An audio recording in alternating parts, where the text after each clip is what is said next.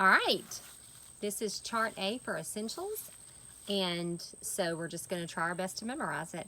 At the top are the four structures of sentences, and to learn the four structures, we say the four structures are simple, compound, complex, compound complex, simple, compound, complex, compound complex. So the four structures are simple, compound, complex, compound complex, simple, compound, complex, compound complex.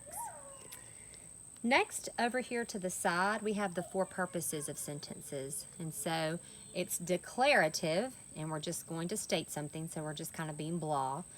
Exclamatory, we're going to have a strong, loud expression. So we're going to say exclamatory.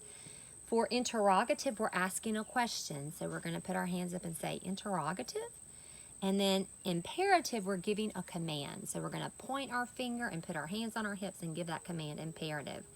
The end marks are for declarative or period. So we're just going to say declarative.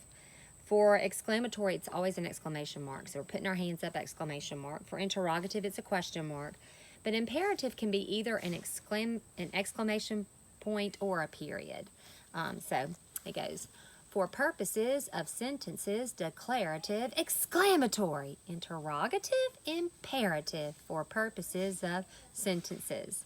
So again it goes, for purposes of sentences, declarative, exclamatory, interrogative, imperative, for purposes of sentences. Next, we come into this little box here, and it's the 8 parts of speech, and we're just going to sing the song that we learned years ago for the 8 parts of speech. I think it was cycle 1, and it goes 8 parts of speech, 8 parts of speech. Woo! Nouns, pronouns, verbs, adverb, conjunction, interjection, preposition, adjective. Noun, pronoun, verb, adverb, conjunction, interjection, preposition, adjective. We come into the next little box below that, and it is the 5 parts of a sentence. So we're going to use our hands because we have 5 fingers, and this comes from Mary Margaret. So the 5 parts of a sentence, if you can remember your 5 fingers. Number 1 is subject, so we're going to make an S, subject. Number 2 is a verb that makes a V.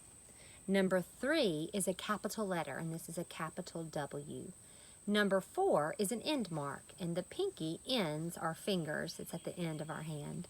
And number 5, we've used all of our fingers, or we've used the complete set of fingers, and it makes complete sense. So 1, subject, verb, capital letter, end mark, it makes complete sense. Subject, verb, capital letter, end mark, complete sense.